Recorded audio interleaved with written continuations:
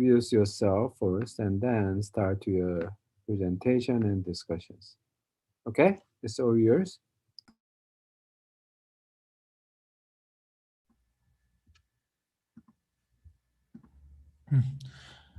Hello everyone. Today Group 8 will be present with the title of Reciprocal Development of AI and Neuroscience. Today's presentation is how neuroscience inspires AI and how AI advanced neuroscience. We would like to discuss it. Regarding this, Eugene and Xinyoung as presenters talk about the brain is a useful model for AI, and they talk about specific brain to AI approaches, and they show their successful stories. As presenters, Sungdae and Jaehoon, neuroscience will discuss the relationship and limitation of AI and future development directions. In particular, Sungdae will present the limitation of AI to brain approach and future direction of AI to brain approaches. And Jaehoon will explain neuroscientific way to increase reinforced learning and machine learning performance, such as a lateral inhibition based on the paper, reinforced learning fast and slow. Finally, Minjae as organizers and I as a moderator prepare this presentation. The first presentation will be presented by presenter Eugene about AI to brain and AI for brain. Please start the presentation.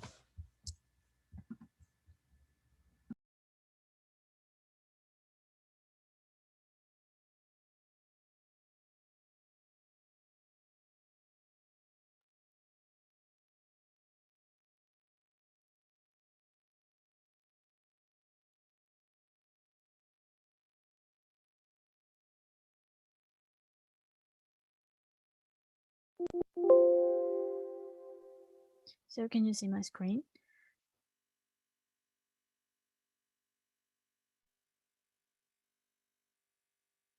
So before I move on to my main presentation, I want to ask you a question. How many neurons do you 학생, think? 미안한데 이게 지금 프레젠테이션 모드로 안 되고 위에 커멘트까지 나오는 모드로 돼 있어요. 이렇게 하면 잘 나오나요? Okay, that's good. Thank you. Yeah, before I move on my presentation, I think almost all of you guys already know the answer, but I want to ask you a question. How many neurons do you think your brain has? On average, on average, there are 86 billion neurons in the human brain. I mean, adult brain. And there might be countless connections and interactions between them. So it is really complicated system. Last August, Elon Musk, the very famous CEO, announced his company's achievement of a small chip. The beeps you're hearing are real-time signals from the neural link in Gertrude's head. So this neural link connects to neurons that are in her snout. So whenever she snuffles around and touches something with her snout, that sends out neural spikes, which are detected here. Yeah, here you can see in this video, every time the pig sniff or touch the stuffs, her brain spiked, and we can see that spike in the graph plotting here. So according to his presentation, they are expecting this chip to even write to the brain, not only just read the brain. Now, how can it happen? To make this kind of progress, neuroscience needs AI to look deeply into the brain. So I'm going to present about AI to brain or AI for brain. My name is Eugene Ra. I'm doing some research about developmental cognitive neuroscience. So it is usually defined as use of AI technology to discriminate and interpret mental states, or adoption of AI models in the neural analysis. So for example, if there is a neural signals, and we can do some statistics and make find some statistical markers, and then make some model, or we can apply some model to interpret these brain signals, and then compare with this brain and or traditional methods with the model-based methods.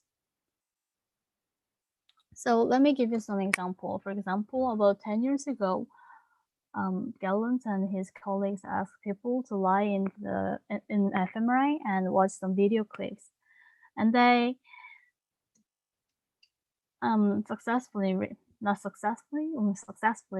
quite successfully reconstructed video clip using brain activity from fMRI.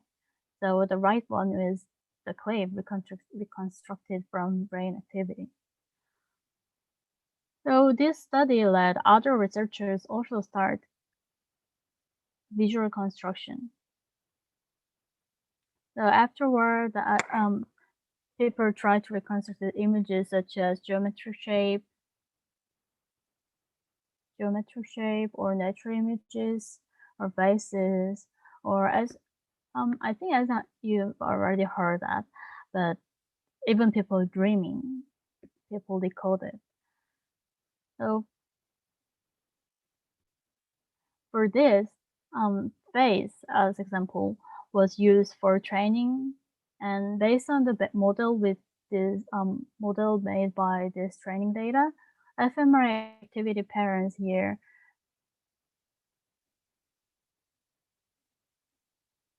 could be used to predict and reconstruct faces. However, through fMRI, we can scan whole brain, left to right, bottom to top, from the very deep region to scalp. Then the result has a number of shots in its time points, and it has, as I told you, 86 billions of neurons. So how can we look deeply into that? So people use standard fMRI analysis to just comparing activations. And beyond standard fMRI analysis these days, we can easily apply MVPA or RSA to catch their patterns, activation patterns. And also there are also some model-based analysis methods to see connectivity or causality. For example, I'm going to just briefly describe what MVPA and RSA is. And MVPA examines the multidimensional relationship between patterns of activity. In the case of left one, there are 9 voxels. The voxels is a group of neurons, so we just look into that through the fMRI image. And so in this case, projecting the 9-dimensional space of voxel patterns or voxel vectors into this 2-dimensional space, then we can just make a boundary between 2 groups. And from then, we can just classify these 4 or much more objects or stimuli into these 2 groups. So we just, the objective of this MVPA is to make classifier-derived decision boundary like here, the figure D in the right side. Based on the training set,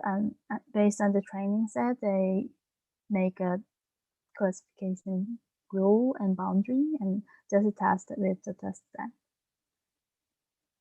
And RSA representational similarity analysis examines the correlations between activity patterns for each item, like Robin, parrot, chair, sofa, between them.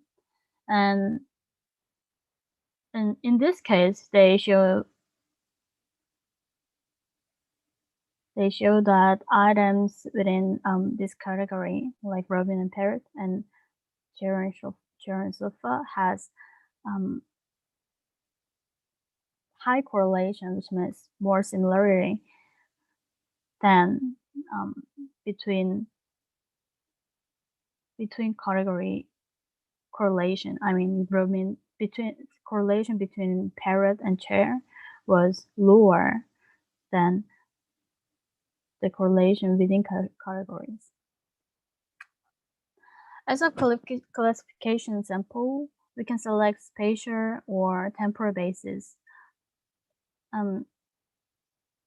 For spatial selection, we can just choose for whole brain or just region of interest or based on some well-known areas, or we can also use searchlight analysis that pick local searchlight and classify and use the accuracy map to use. And in the temporal selection, we can use event-related design. As you can see here, we can use cat, dog. That is event-related design, and block design is one whole block is cat and one whole block is dog, and that is block design. So we can use this. For example, there are these two kind of designs, or we can also use mixed design to classify the temporal selection, whether it is cat time or whether it is dog time. For each analysis, people use the preprocessed signals or spike signal or the image of spectrogram as feature of the model to classify the mental state. And CNN is most used deep learning method in each analysis to classify the image itself or the mental state. So for example, in this study, they use EEG with 1000 Hz frequency and 128 channels, which means they had more than 100 million data sets for 1 second. So it is very huge, big data. So they just use recurrent neural network and convolutional neural network based regressor. So as you can features would be extracted which are significant and discriminant. Yeah.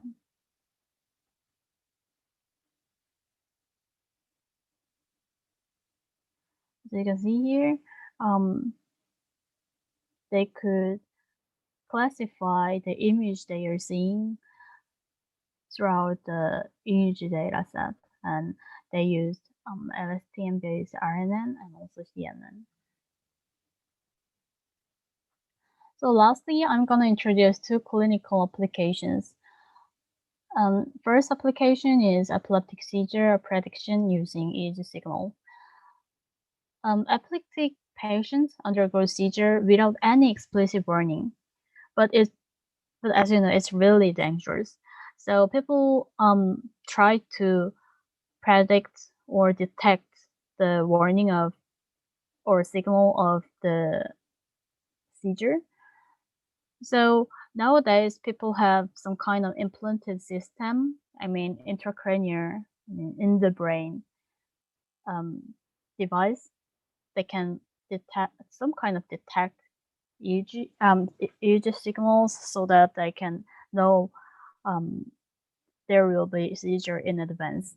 So there is some kind of alarm in their device so that they can know that. But for this, they have to implant some device in their brain, which means they have to open their brain. But recently, based on the scalp EEG signals, the seizure states and non-seizure states can be classified. People found that prediction of epileptic seizure is also possible with scalp EEG, not the intracranial EEG. And the second application is pre-detection of Alzheimer's disease from MRI data. As you know, Alzheimer's disease is starting from the hippocampus is one of the first affected region of Alzheimer's disease. So people try to make sure that they can detect it, but it is a bit late if hippocampus is already affected. So people have to segment the hippocampus to diagnose earlier and much earlier. So people tried single modal and multimodal. I mean multimodal for both segmentation and classification, and multimodality, which means resting state fMRI and structure MRI and PT or other stuff. And also classifier was also for healthy versus AD patient, or MCI, which means before AD, right before AD, or already AD. So people are trying to do this kind of thing. So nowadays it is there are a bunch of research out there that showed over 90% of accuracy in their pre-detection or pre-diagnosis of Alzheimer's disease. So that's it for AI to brain. So thank you for listening.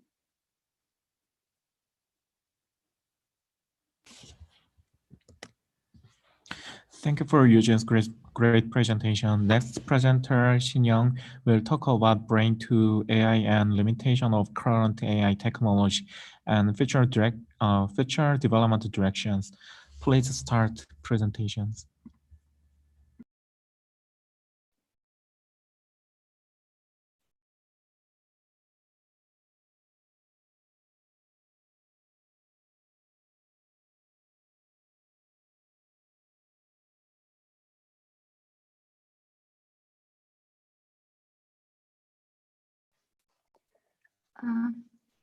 Hello everyone, good afternoon.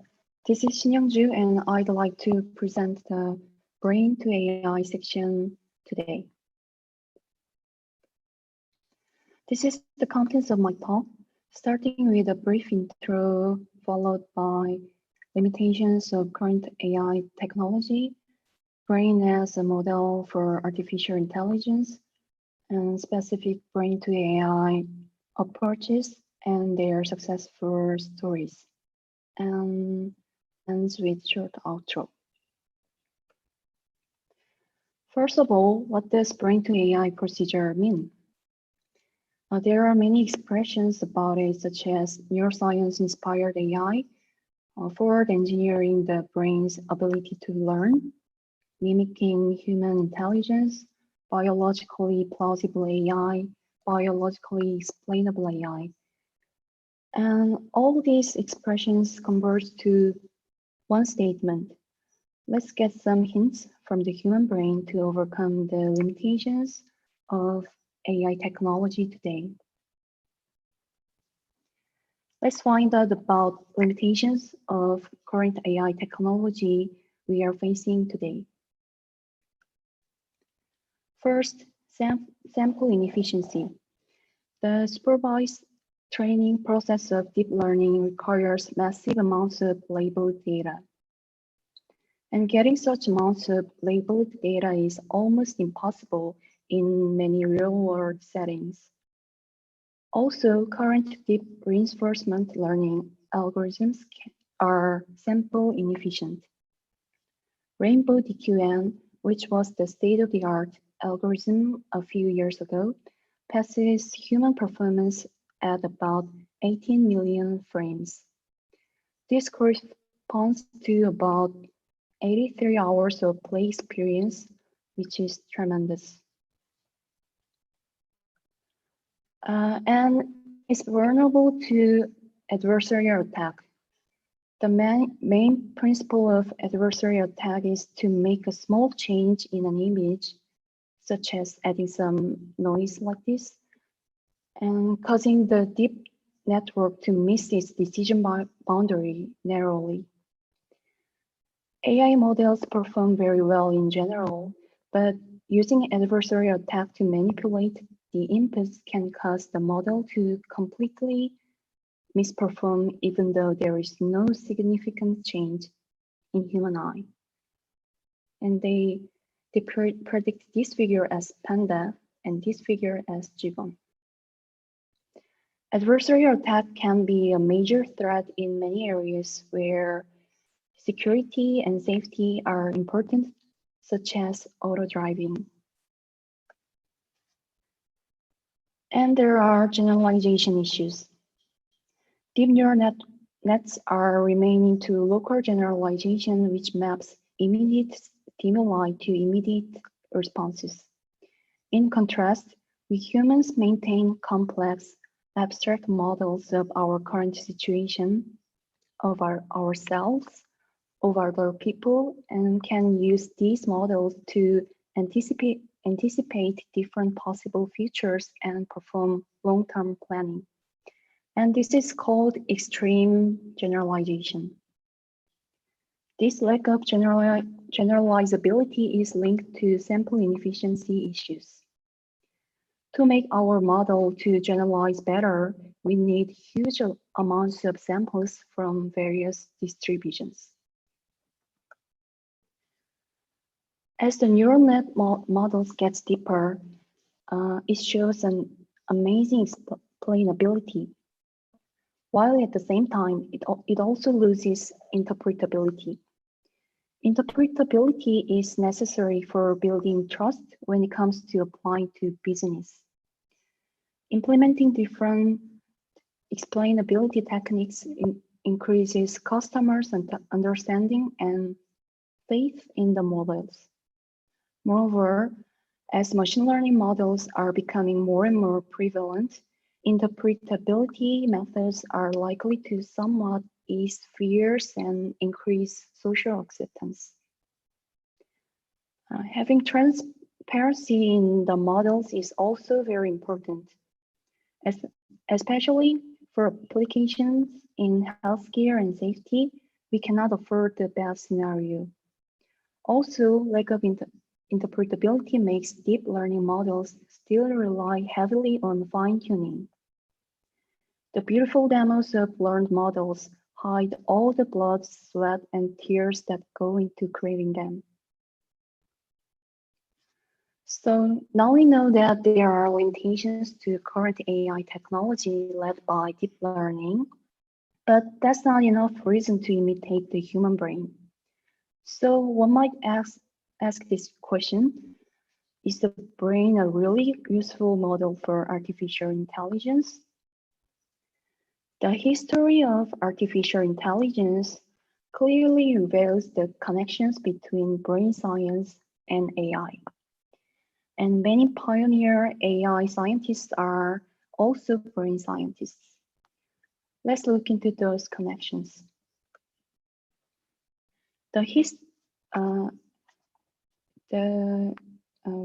First of all, neural connections in the human brain inspired the perception model in artificial neural networks. And still, this is a basic component of neural networks. And the modern CNN architecture is known to be inspired by the brain's convolutional property. This figure illustrates the correspondence between the areas associated with the primary visual cortex and the layers in a convolutional neural network. Figure A shows four Brodmann areas associated with the ventral visual stream. The figure reports also a block diagram showing just a few of the many forward and backward projections between these areas.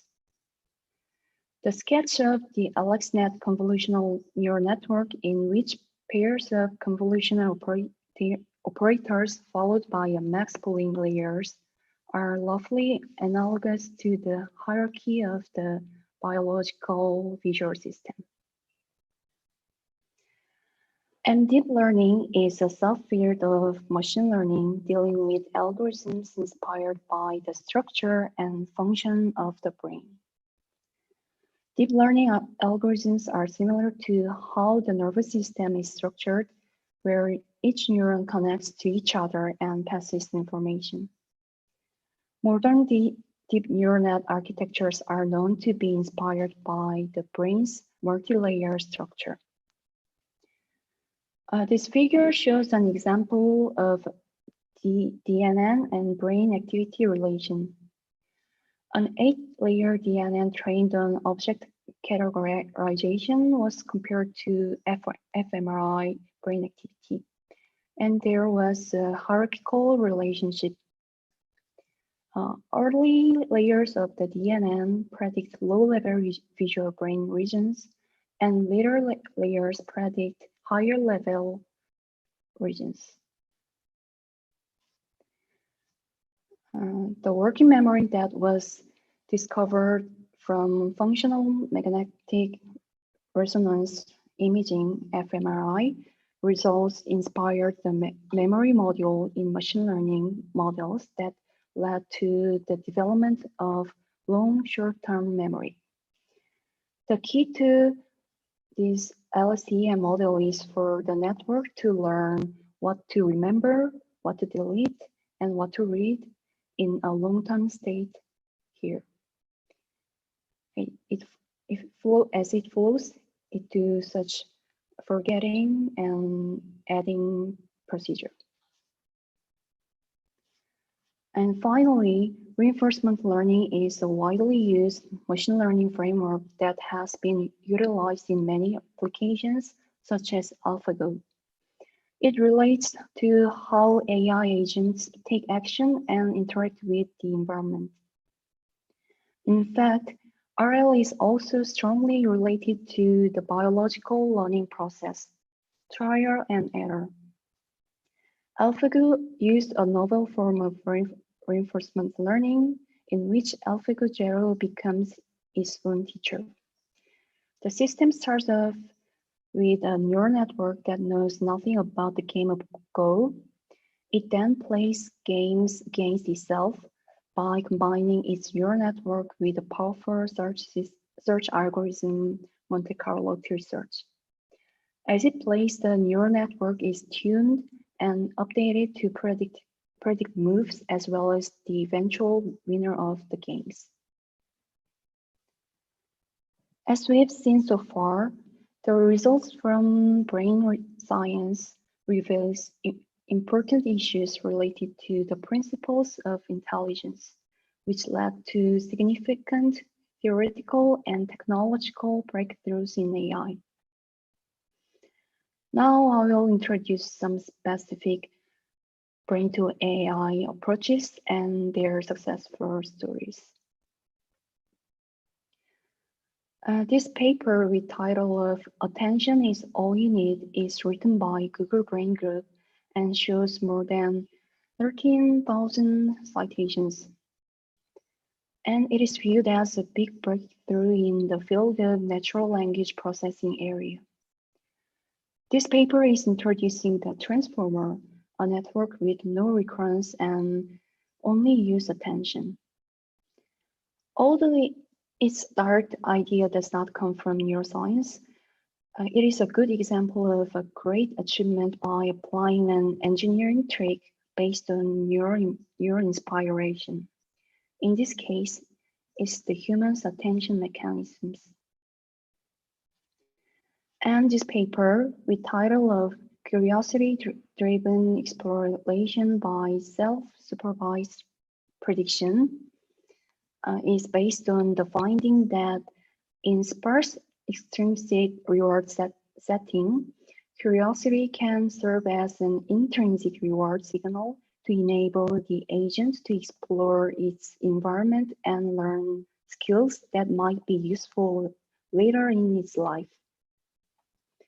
It greatly improved both sample efficiency and performance in RL problem settings with dense reward, sparse reward, and even very sparse reward setting.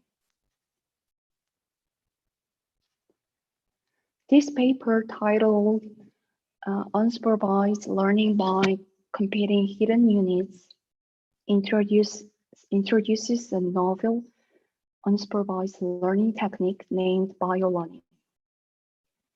There's almost no backprop operation and the model isn't trained for a single particular task. The two authors, coming from neuroscience and computer science backgrounds, based their work on two biological observations. First, synapses changes are local. However, the weight of a cell between A and B trained with backpropagation not only depends on the activity of A and B, but also on the previous layer's activity and the training labels. So it doesn't depend only on A and B activity, but potentially any other neurons in the network. Second, animal learns without labeled data and fewer data than neural network trained with backpropagation. Authors managed to train their models on MNIST and CIFAR-10 dataset with only forward passes, and doesn't require to train the model on a given task to make meaningful representation from the data. They just used unsupervised local training. And the result shows that it learns better representations compared to backpropagation and also shows better sample efficiency. Again, as we have seen so far, the results from brain science reveals important issues related to the principles of intelligence, which led to significant theoretical and technological breakthroughs in AI. It can be seen that the increasing research findings in neuroscience can inspire new deep learning models. And furthermore, maybe the next breakthrough in AI is likely to come from brain science. This is the end of my presentation, and thank you for listening.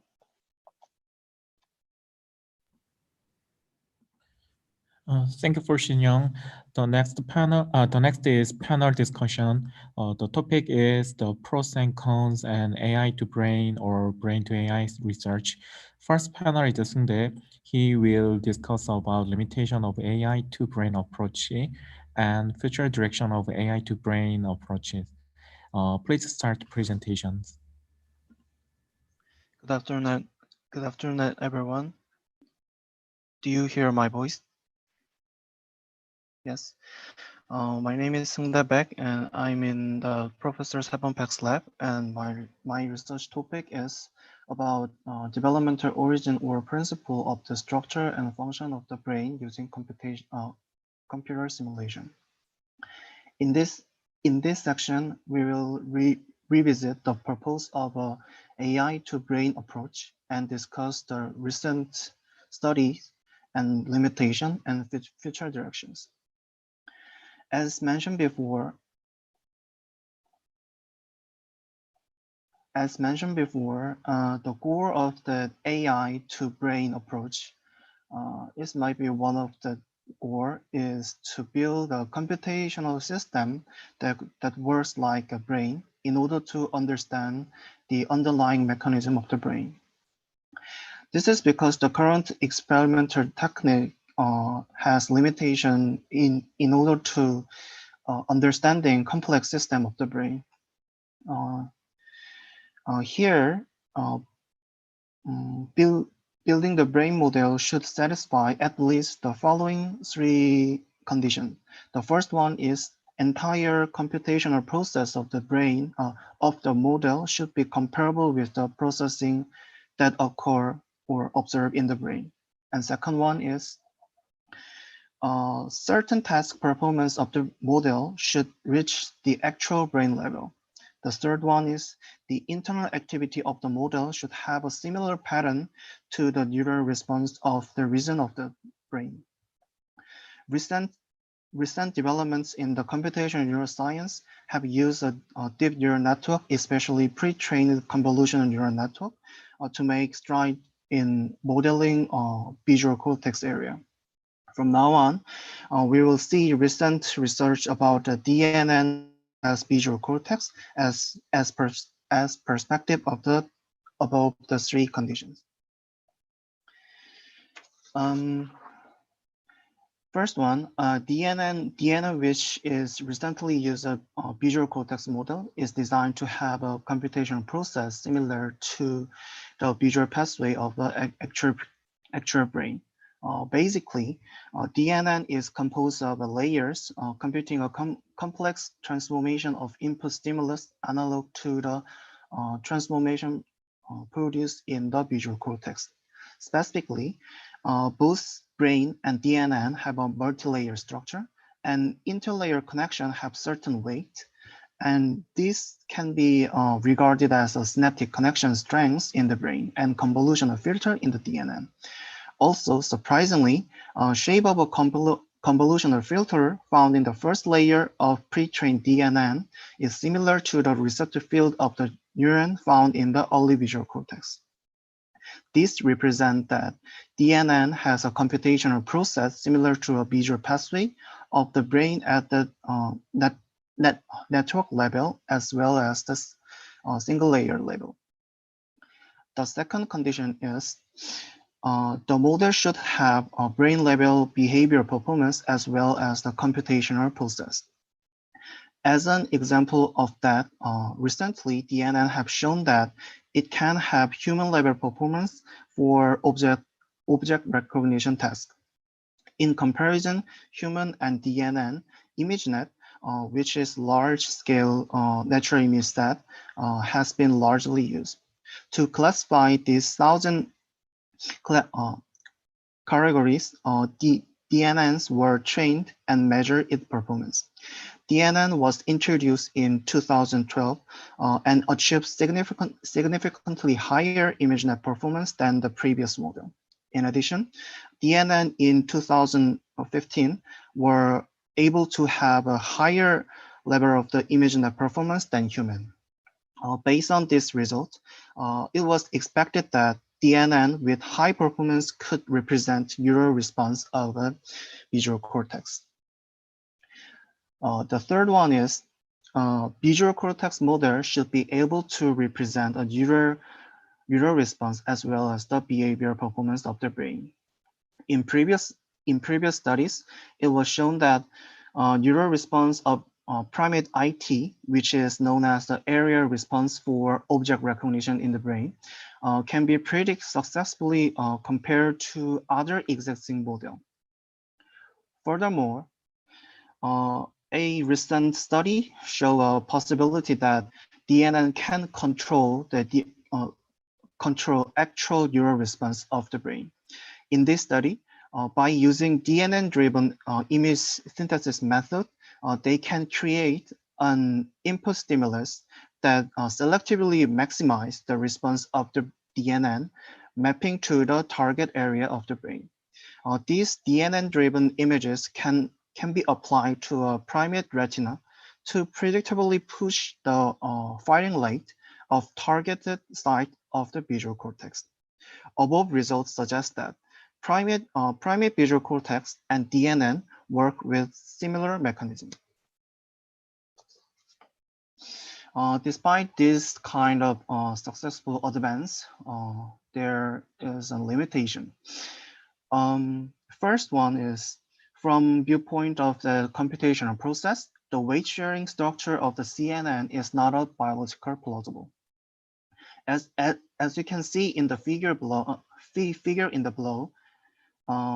the brain, each neuron has a different receptor field corresponding its location. However, in CNN, neurons at different locations have a same receptive field. Although weight sharing is a advantageous in terms of computational efficiency, in order to create a visual cortex model, this should be addressed. Second one is there is also qualitatively difference between DNN and CNN in brain and CNN in behavior level. In recent study, the human brain tends to classify categories according to the shape of object on input stimulus. This is called a shape bias. However, imagine that pre-trained CNN, which is widely used as a brain model, recognize object based on the texture, unlike those expected to have similar perception bias to humans. This qualitative difference in behavior level implying that rethinking the training set or running rules to build a brain model. So far, the most recent study, result and limitation on DNN as a visual cortex model has been investigated. Finally, we will look at the future direction for the designing DNN as a brain model. There are major three components in designing the DNN framework. First one is it is object function.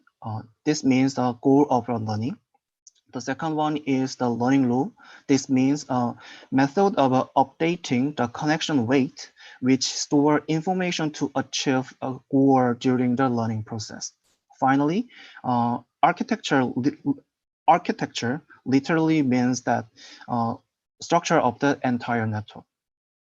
There are several points to be developed in each core component. First one is it has been focused on the visual task as a goal of the network. However, in order to make a general brain model, it is necessary to implement different sensory function or different function, like a memory task, motor task, something like this. And second one is the current learning rule is based on the backpropagation. It's not a biological plausible. Instead, if we use the synaptic rate change rule observed in the brain, we expect that it will help to discover biological feature that has not been found. The third one is so far this kind of study mainly based on the feed-forward network have been conducted. However, recently introducing a recurrent network like a LSTM has been suggesting as a feature of the brain that cannot be explained by existing model has been discovered.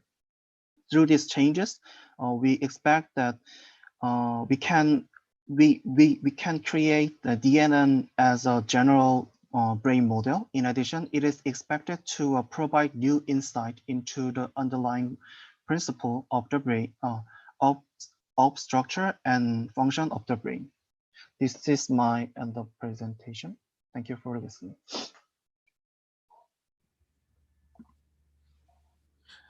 Thank you for Sungdae. And next panel, Jae-hoon will discuss about your scientific way to increase the learning performance based on reinforced learning or machine learning. Reinforced learning reinforced learning fast and slow paper. Please start the presentation. Hello everyone, my name is Jae-hoon Shin, who is the second panelist of this presentation. I'm currently in the Professor Sang-won Lee's lab, and I major in the controlling human behavior using the interaction between cognitive human model and the reinforcement learning agent. As a panelist, I want to show a paper that deals with how the researchers chose the main problems in the conventional machine learning and what they chose to solve this problem from the neuroscientific fields. So before starting the main part, I want to explain briefly about the deep RL. The reinforcement learning algorithm is widely applied to the AI research because it has many biological backgrounds, such as dopaminergic signals, and it is showed well performance in the many game or other tasks. Also, not only limited to the reinforcement learning, many researchers incorporated the deep learning, which use the hidden layers in the machine learnings, into this reinforcement learning, and started new fields, which is called as the deep reinforcement learning or the deep RL. But one of the main technique in the deep RL is the deep Q network, and it is the mixture of the deep neural network and RL. So, however, this deep DQN shows the one major problem, which was already well explained from our previous presenter. The deep RL shows very slow running, so it requires the many trials or huge amount of data to show the well performance compared to the human. So, why this is happening? In the paper, the researcher chose the two main vectors as the main problem of the deep RL. First, the deep RL, the DQN, uses the incremental parameter adjustment, which means that the step size is too small, so it requires a lot of the trials or a lot of data to maximize the generalization of the task performance. So for solve this incremental parameter adjustment, the author suggests the episodic deep RL, which will be explained later. And moreover, not only limited to the incremental parameters, they suggest that the conventional deep RL has the very weak inductive bias, so it has the kind of bias and variance trade-off. And this means that their trained deep RL tries to solve the many problems, which means they tries to increase their generality. The variance becomes larger and the bias becomes smaller, so it becomes reduce its own round sampling efficiency, so which results the less sampling efficiency. And for the solution of this weak inductive bias, they suggest the sorry for typo, meta-deep reinforcement learning, which also be dealt in end of my presentation. So what is the first solution, the episodic RL?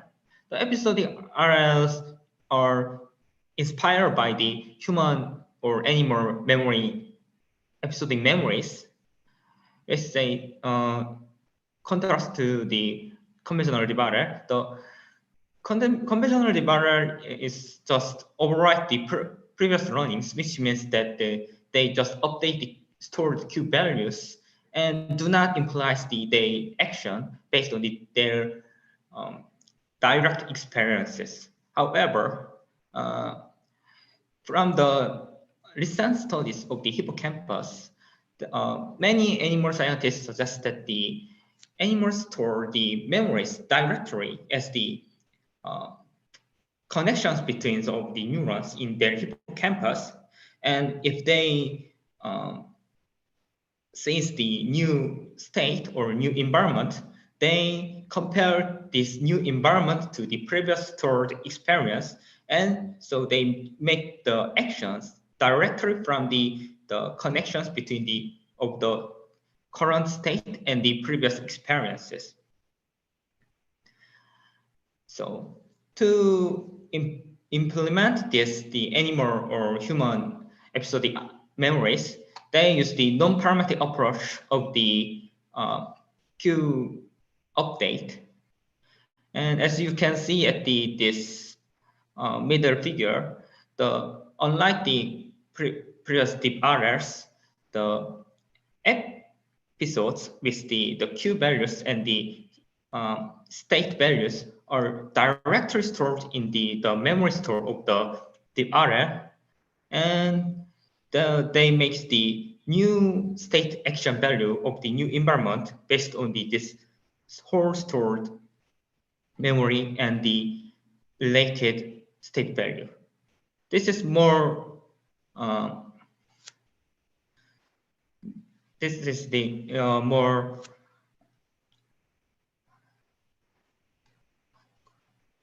Sorry. This is the more well-described figure of the previous figure. As you can see it here, the state is and the Q values is stored in this memory. And if the new state is come here, will be the decipher to the relevance of the previous states. So by combining and making the weighted sum of this relevance and the Q values, the episodic order generates the main single Q value, which is very similar to the hippocampal episodic memories in the animals. So they compare with this NEC, the episodic order algorithm, with other previous deep order algorithms, and they shows that the blue lines of the suggested algorithm shows the high performance and the faster convergence of the task environment. So, and next one is the meta-order, and the meta-order is the solution to solve the variance and bias trade-off.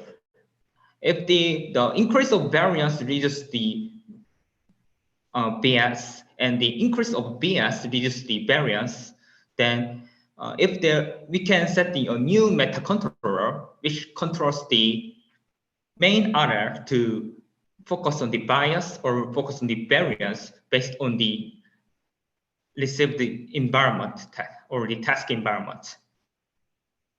So they shows the Wang's papers relate to the meta order, and the inner circle, the inner loop is the conventional order, just the DQN, which just run the Q values based on the task experiences. Then they set the another meta runner outer loop, which controls the running rate of this inner DQN, and based on this outer loop are sensitive to the change of the task environment. So it determines the large running step for the fast and rapidly changing environment, or just small incrementals for the slow or converging environments. So for the inner loop, they use the for the whole structure, they use the LSTM-based A3C, and this red lines means that the outer loop, which they expect to do as the dopamine neurons in the animal's brain. So those red lines means the prefrontal cortex mimicking agents, and this blue line, the NSTM, is just the typical inner loop agent. So they use the task one-arm bandit task, which the probability of each bandit changes over time, and they shows that this is the conventional deep order, the LSTM A to C, shows the appropriate susceptibility of the change environment, but the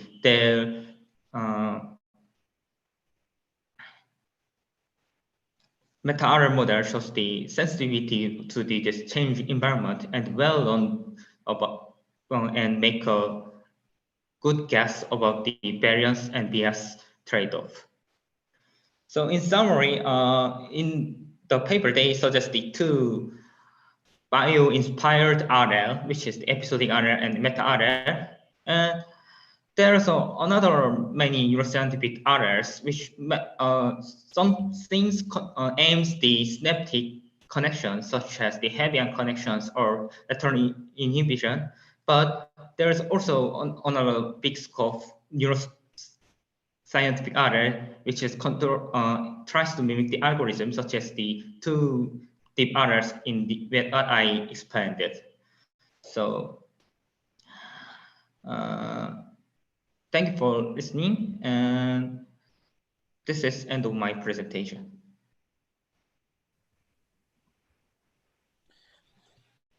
Thank you for Jaehoon. Our presentation of Group A are over. Please ask if you have questions.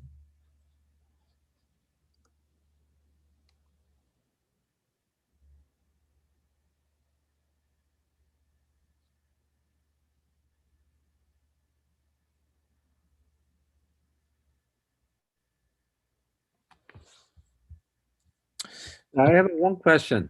Okay.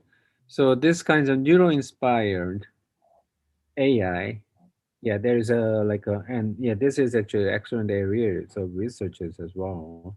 And but also other mainstream AI is, or even though it's inspired by the neuroscience, they actually just evolving in its own, right? So I'm just wondering that the neuroscience inside, for example, do you see is any kind of like a breakthrough which was not discovered? Can you give me some example that neuroscience is inspiration give us some kind of breakthrough compared to the standard non-neuroscientific CNN, for example? So do you give me some kinds of examples, lesson examples? I'm just wondering. Yeah. Anybody can give us some example? I think there should be many, but I just want to see some of the exciting examples.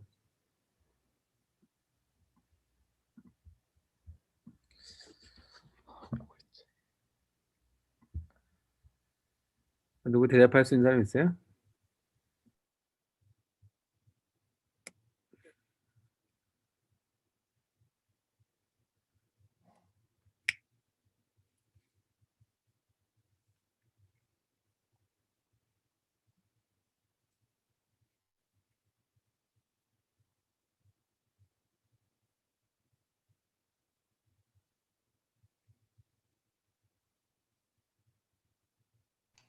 I think I can answer the professor's question.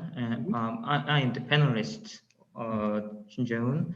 The professor asked about the recent breakthrough using the neuroscience technology in the AI field. I think one of the answer can be was in my presentation. The meta-error, it is the very mimicking of the algorithm by setting the one main meta controller, which was previously the prefrontal cortex, and some lower bound, just the Q runner, which can be explained as just the dopamine runner. And for this, the meta runner and the runner analog, they shows that they really rapidly adapt to the fast changing environment compared to the other typical algorithms, such as the flip-flopping of the two-arm bandit problem. When the just conventional deep RL just try to keep their own choices on the previous probability, because they learned that if there is arm A and arm B, and if the arm A has the 75% of the gaining at the first some trials, and if it plot to the 25% of the gaining, then just the deep RL just tries to pull the arm A constantly if the environment of the probability is changed in the very short period. However, in the prefrontal meta-RL, the meta controller is that are known to detect the probability changes in this environment. So if the probability of an arm is changed, then the meta-RLR tends to show the more faster adaptation of their behavior. Yeah.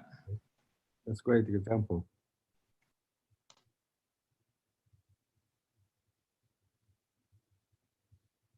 Any questions from students?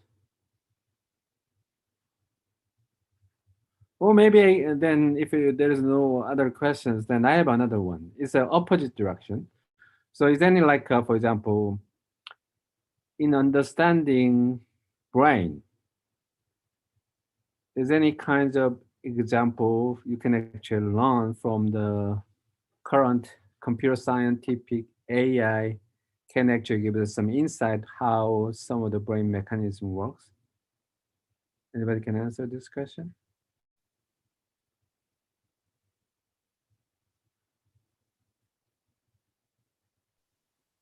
I think I've introduced several examples. It was from 10 years ago, but I also introduced some recent studies from last year or this year. As beyond them, there are also some studies dealing with brain dynamics that not only just connectivity or just activations, but they've tried to figure out how each region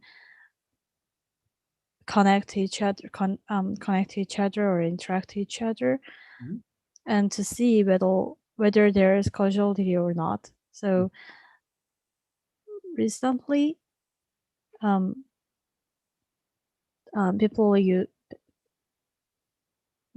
people have discovered which region is effectively connected each other while retriever in their memory process, or while their emotional recognition, or while their attention, while they're doing attention tasks, so on.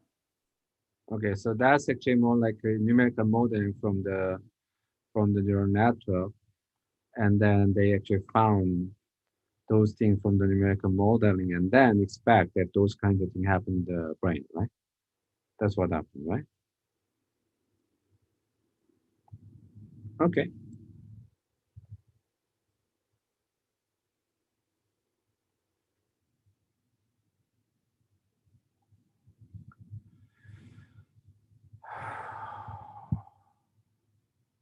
학생들 질문이 없네. 나만 계속 하는 것 같은데. Okay, if you don't have more questions, I think you guys can stop it. So maybe someone conclude it. Okay, thank you for listening. We will finish this presentation. Thank you. Okay, thank you. 수고들 했어요. 감사합니다, 교수님.